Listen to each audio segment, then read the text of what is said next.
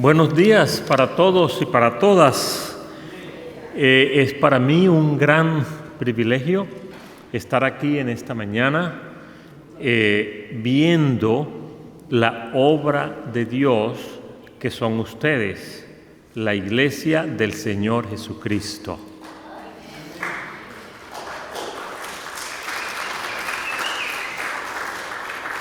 Dios verdaderamente hace maravillas. Y Dios es el creador y el autor de su iglesia, de la cual nosotros somos parte. Mi nombre es Marco Huete, como la hermana Madeline lo acaba de decir, y soy el director de Ministerios Hispanos, que es de parte de la Agencia de Educación de la Iglesia Menonita USA.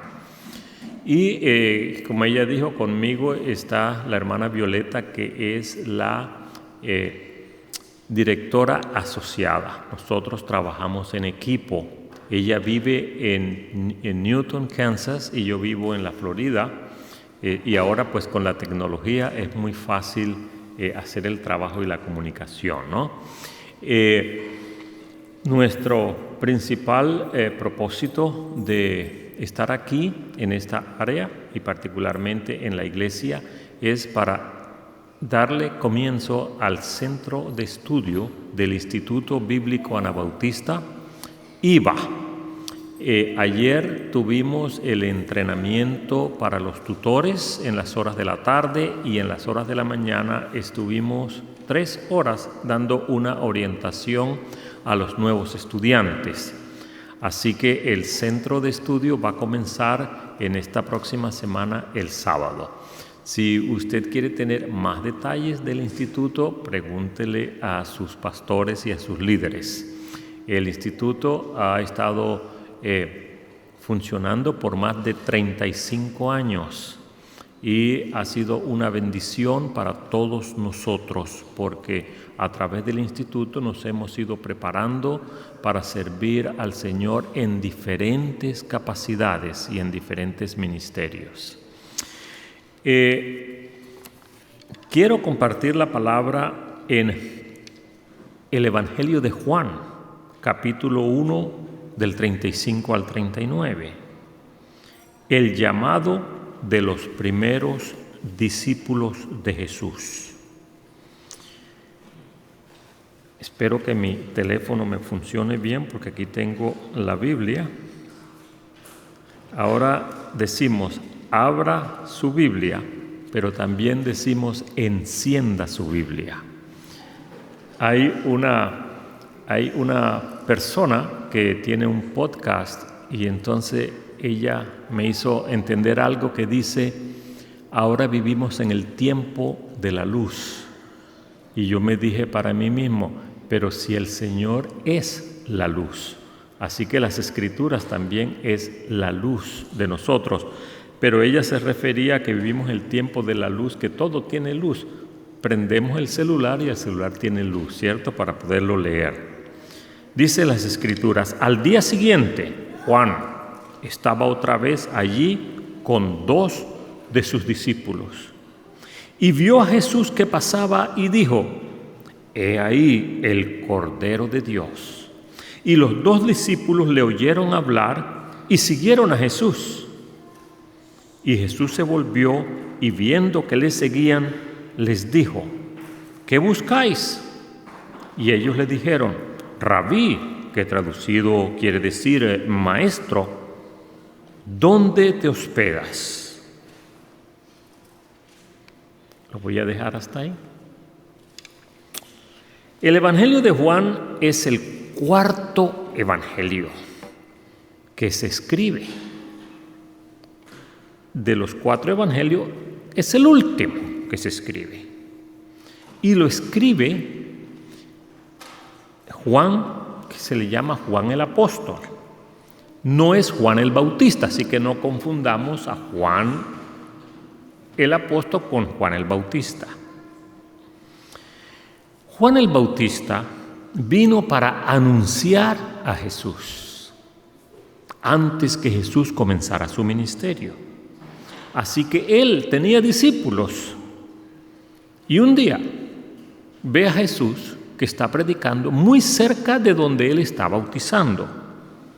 Y cuando ve a Jesús, él dice, la Escritura dice, el siguiente día otra vez estaba Juan y 2 de sus discípulos.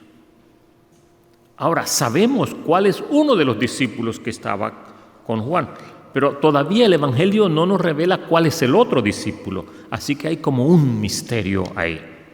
El escritor del Evangelio nos dice que uno de estos 2 era Andrés. Entonces ya sabemos el nombre de uno de los discípulos que estaba con Juan el Bautista. Y nos hacemos la pregunta, ¿quién era el otro discípulo? El otro de los 2 no está identificado, así que es como un misterio. Pero se cree y nos hace pensar que era el mismo Juan, el mismo que escribe el Evangelio. Demuestra su humildad y su sencillez. No se revela a sí mismo. Él escribe el Evangelio. Y él aparece como un personaje varias veces en el Evangelio misteriosamente y sin identificarse. Así que cuando nosotros leemos las Escrituras, lo descubrimos, así que Juan no se nos puede escapar. Pero nunca es nombrado específicamente. Aquí podemos notar la sencillez y la humildad de Juan. Él quería resaltar a Jesús y no resaltarse a sí mismo. Y mirando a Jesús que andaba por allí, entonces dijo Juan el Bautista: He aquí el Cordero de Dios. Juan ya había dicho esto de Jesús en Juan 1:29. Juan el Bautista decía esto cada vez que veía a Jesús, decía, he aquí el Cordero de Dios. Para él era lo más importante sobre Jesús, identificarlo como el Cordero de Dios. Ahora, ¿y qué es el Cordero de Dios? ¿De dónde viene la palabra el Cordero de Dios? Nos remontamos al primer libro de la Biblia, a Génesis. Cuando Isaac le pregunta a Abraham, su padre, ustedes recordarán la historia cuando Abraham lleva a Isaac que lo va a sacrificar porque oyó la voz de Dios de que sacrificara a su propio hijo, pero Dios estaba probando a Abraham si era obediente. Era difícil eso que iba a hacer Abraham, así que se lleva al hijo y busca la leña, se va a un monte para sacrificarlo a Dios. Entonces Isaac le hace la pregunta: ¿y dónde está el cordero que vamos a sacrificar? ¿Dónde está el cordero para el holocausto? Y su padre le responde: Dios se proveerá del cordero para el holocausto. Y nosotros sabemos la historia, que no fue sacrificado, sino que Dios le dio un cordero que estaba enredado entre las matas y ese fue el que sacrificaron. Pero nos estaba hablando de lo que iba a suceder muchísimos años después con Jesús, que Jesús iba a ser el cordero que iba a ser sacrificado por los pecados y por la desobediencia y por el mal andar de la humanidad, de nosotros. En Isaías dice: todos nos descarriamos como ovejas, cada cual se apartó por su camino, mas Dios cargó en él, o sea, en Jesús, el pecado de todos nosotros. Esta parte la escribe el profeta Isaías 400 años antes que naciera Jesús. Dice: angustiado él y afligido, no abrió su boca. como cordero fue llevado al matadero, y como oveja delante de sus trasquiladores, enmudeció y no abrió su boca. Juan el Bautista conocía las Escrituras y ya él estaba profetizando acerca de Jesús y él sabía que él era el Cordero de Dios. Bueno, los dos discípulos de Juan el Bautista le oyeron hablar y entonces decidieron seguir a Jesús. O sea, dejaron a su maestro, del cual eran discípulos, a Juan el Bautista, y de pronto dicen, no, ahora vamos a seguir a Jesús. El texto no lo dice, pero creemos que estos dos discípulos hicieron esto después de una conversación y con el consentimiento de Juan el Bautista. Claro, ellos apreciaban al Juan el Bautista, era el quien les estaba dando el mensaje de Dios, quien los había bautizado, quien estuvo cerca de ellos, mostrándole el camino, mostrándole, y en este momento mostrándole a Jesús. Así que yo creo que hubo una conversación entre ellos y le dijeron, ¿sabes qué, Juan el Bautista? Vamos a seguir a este que tú nos muestras, al Cordero de Dios. Entonces la misión y ministerio de Juan el Bautista era anunciar a Jesús, pero no el hacer discípulos. Así que dentro de la misión de Dios y en la iglesia tenemos diferentes funciones y ministerios y llamados. Y la función de Juan no era ser discípulos, el Bautista. La misión era mostrar y enseñar a Jesús.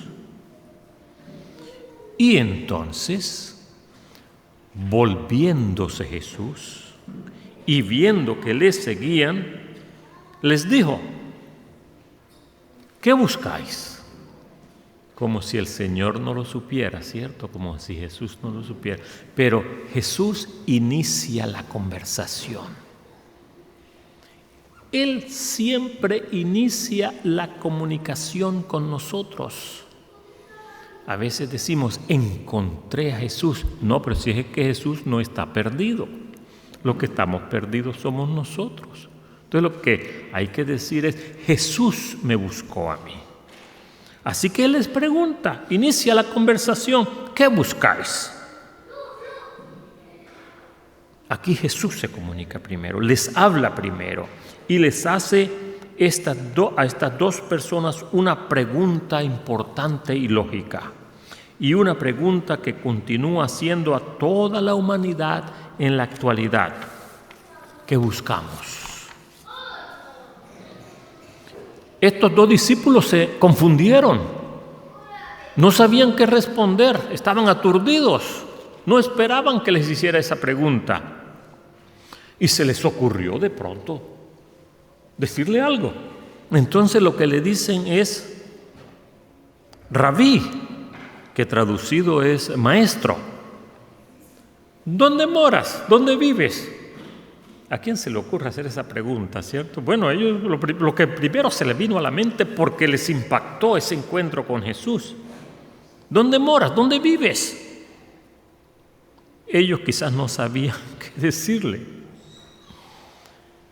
Les dijo, venid.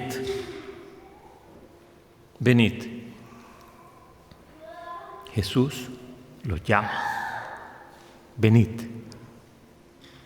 Primera comunicación de Jesús con dos seguidores. Y lo primero que les dice Jesús, antes de ser seguidores, les dice, venid. Y después le dice, y ved. Vengan y vean.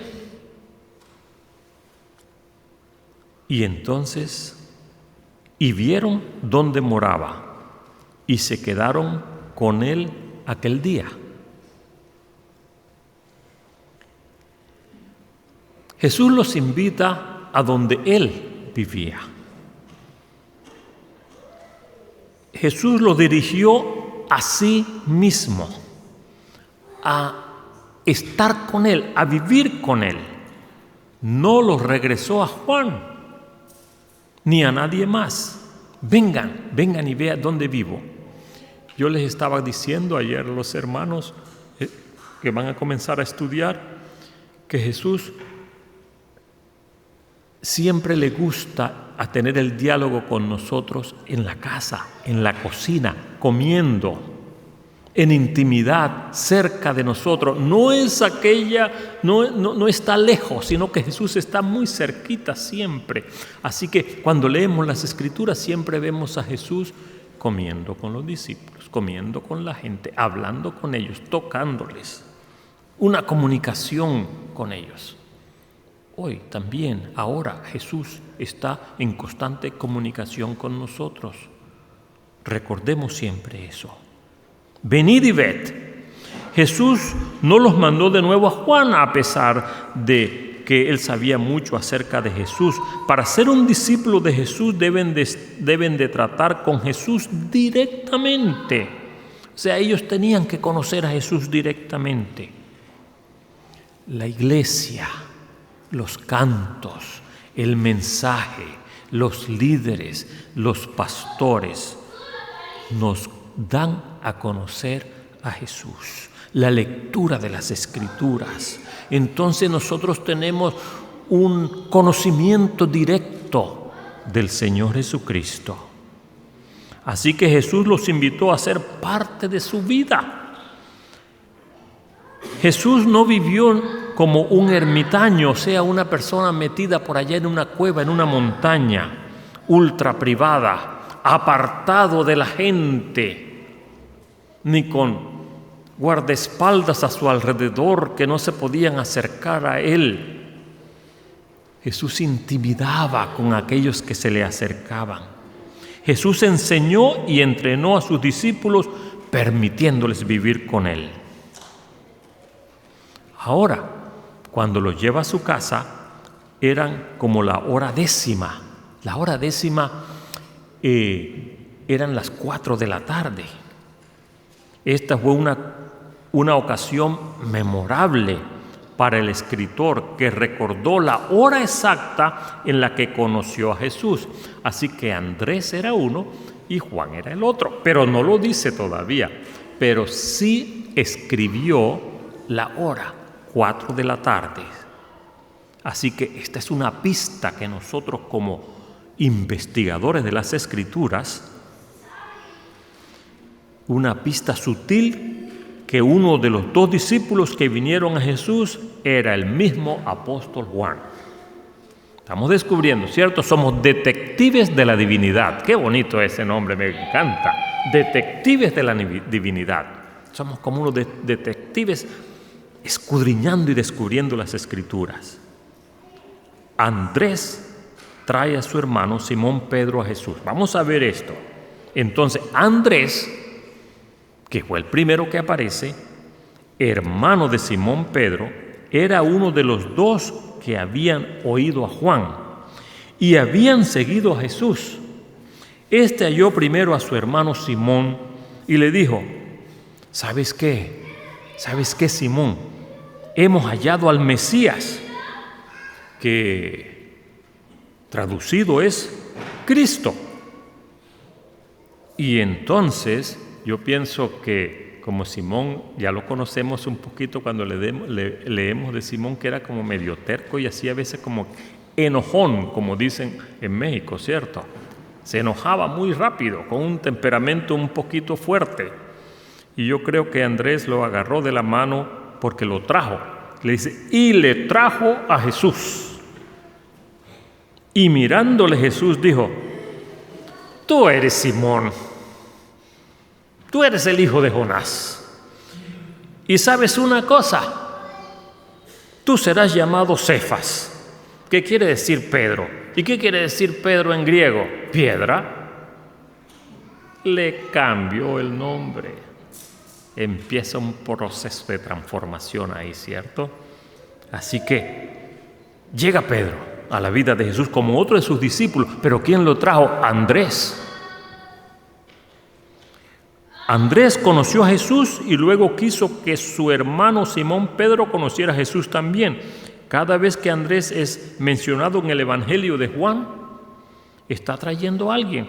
Más adelante, lean Juan 6:8 y Juan 12:22 y lo van a encontrar. A través de los siglos, así como la mayoría de la gente ha llegado a la fe en Jesucristo, un Pedro tiene siempre un Andrés que lo trae a Jesús. Yo vivía en Nueva York en los años 70 junto con mi esposa y nuestra primera hija que había nacido. Y fuimos a lavar nuestra ropa a una lavandería ahí cerca de la casa. Y vino una de las vecinas que también estaba lavando su ropa y ella se convirtió en el Andrés para nosotros, porque nos habló de Jesús y nos dijo: me gustaría que mi pastor viniera a visitarles. Y pues nosotros no dijimos nada. ¿Qué sucede?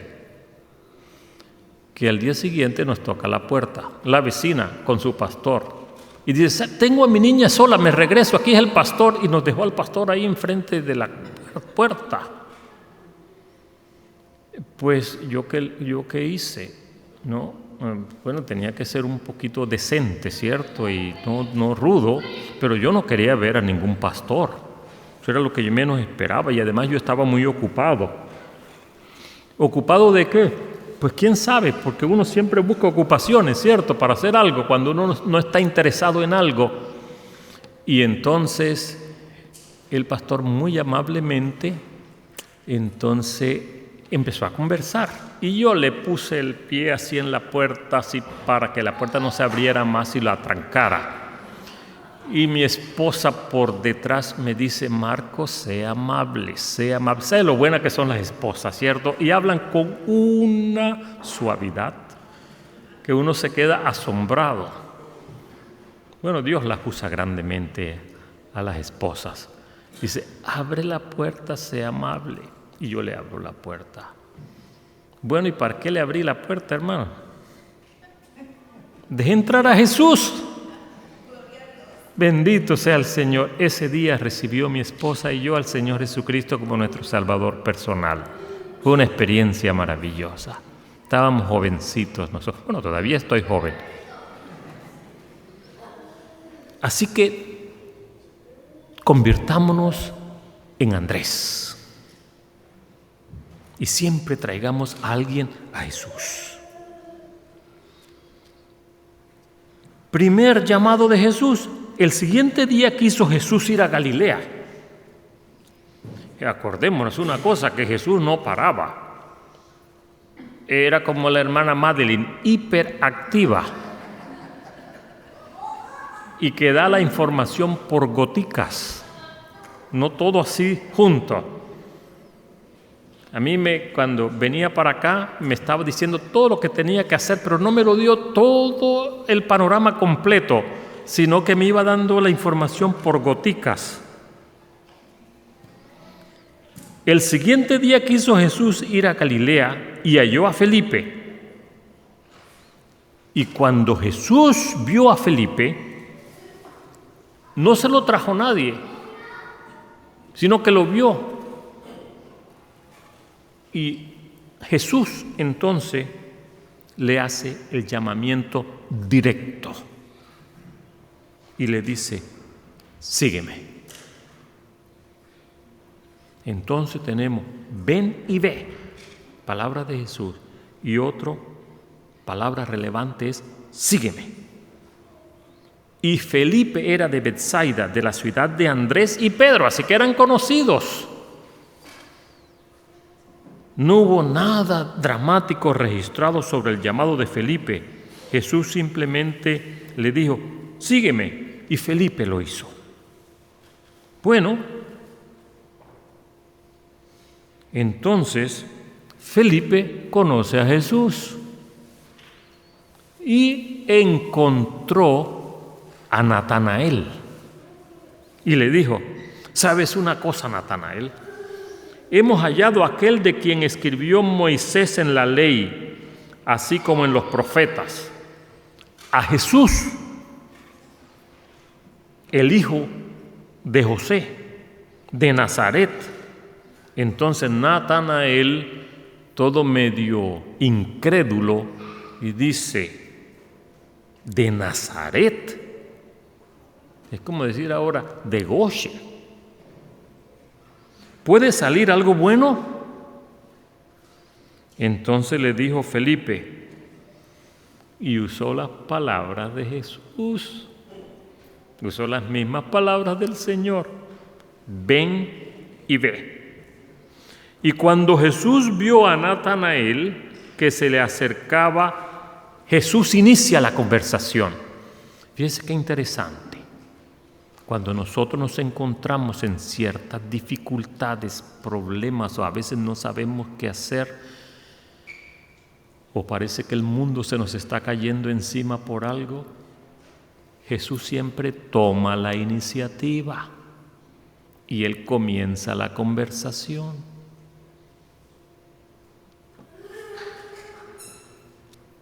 Entonces Jesús dice, he aquí un verdadero israelita, en quien no hay engaño.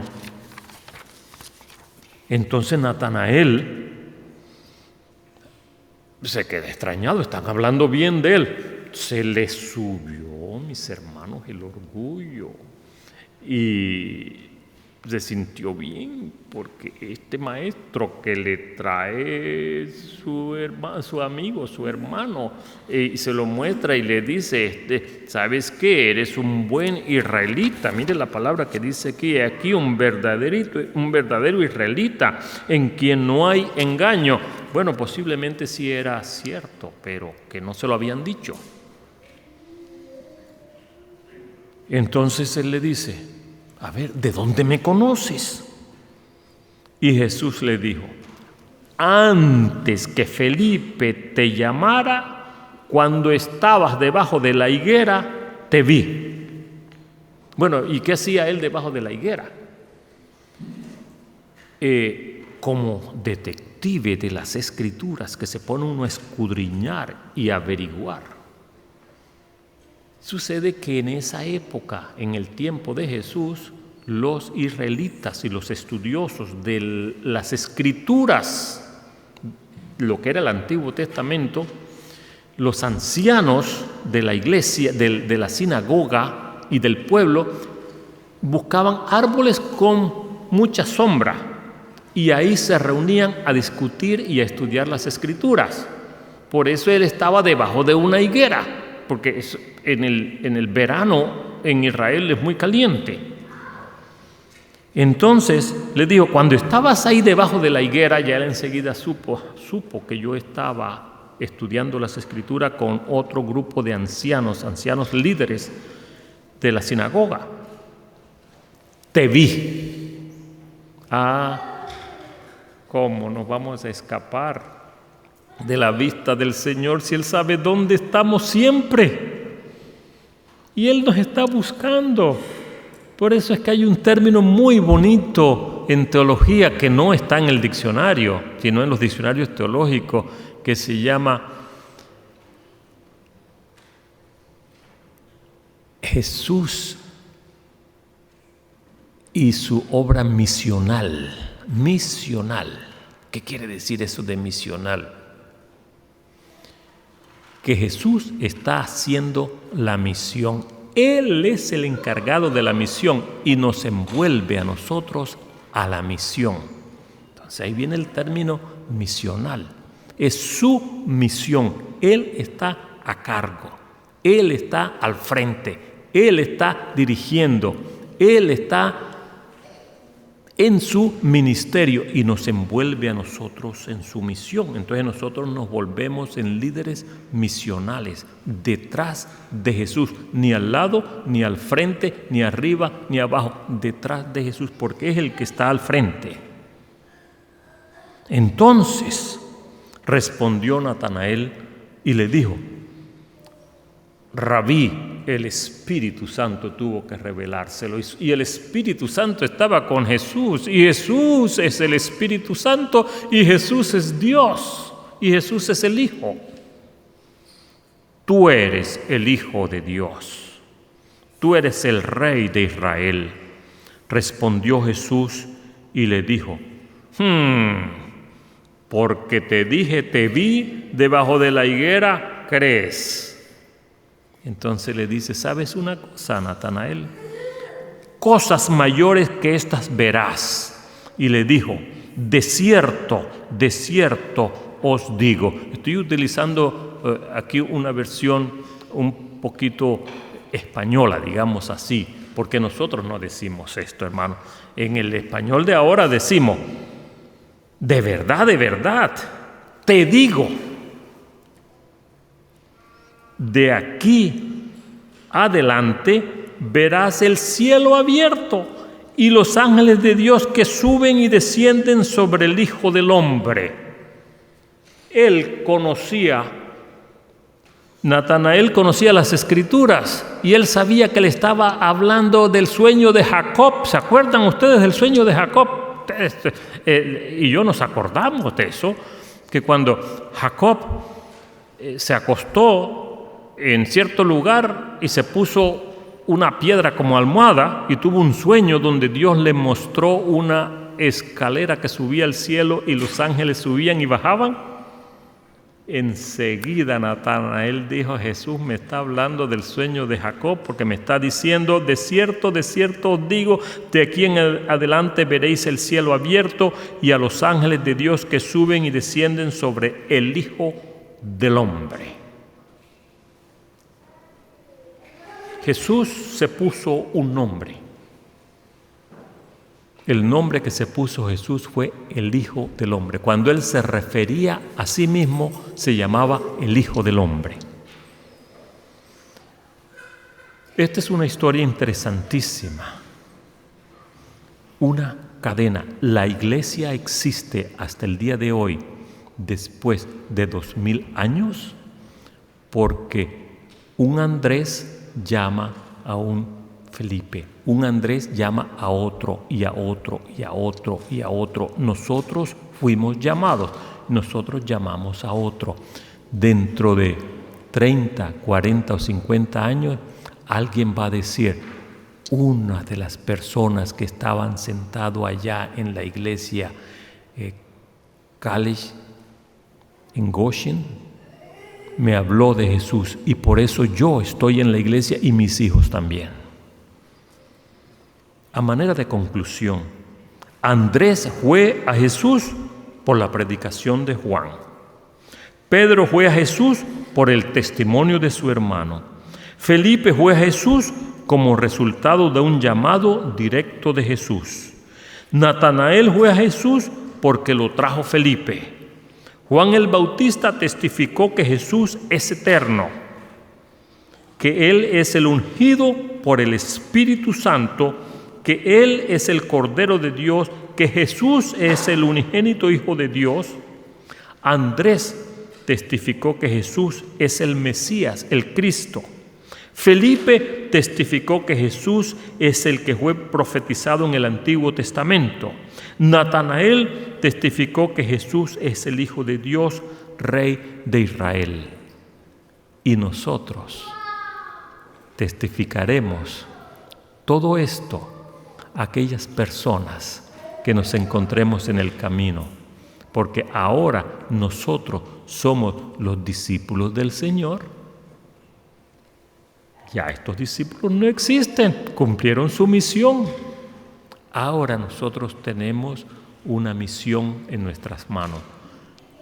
Compartamos a Jesús con otros, para que tengan la misma alegría y el mismo gozo que nosotros tenemos.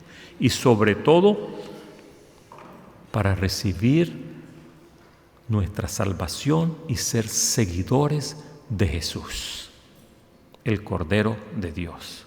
Así que, mis hermanos, yo les dejo este mensaje. Léanse la primera parte del Evangelio de Juan y les va a fascinar. Y conviértanse en detectives de la divinidad y comiencen a descubrir cosas interesantes que hay ahí, y el Espíritu Santo se los va a ir revelando a medida que vayan leyendo las Escrituras. Así que el Señor los bendiga, el Señor los guarde, y me alegra mucho estar aquí con ustedes y haberles compartido la palabra. Amén. Vamos a hacer una oración para despedirnos. Señor amado y Señor bueno, gracias te damos por las maravillas que tú haces en la vida de nosotros. Y yo, Señor, te doy gracias por ver el trabajo que los líderes de esta congregación han hecho, porque antes estas bancas estaban vacías y tú has traído a los hermanos y a las hermanas para que te adoren en este lugar. Dios mío y Señor mío, gracias te doy por permitirme ver tu gloria en medio de mis hermanos y de mis hermanas. Señor, quédate con esta congregación. Anímales, dale sabiduría y entendimiento. Y a sus líderes, Señor, úsalos con poder para que continúen haciendo el ministerio. Padre Santo y Padre Bueno, todo esto lo pido en el nombre precioso de nuestro Señor Jesucristo. Amén. Dios les bendiga, mis hermanos y hermanas.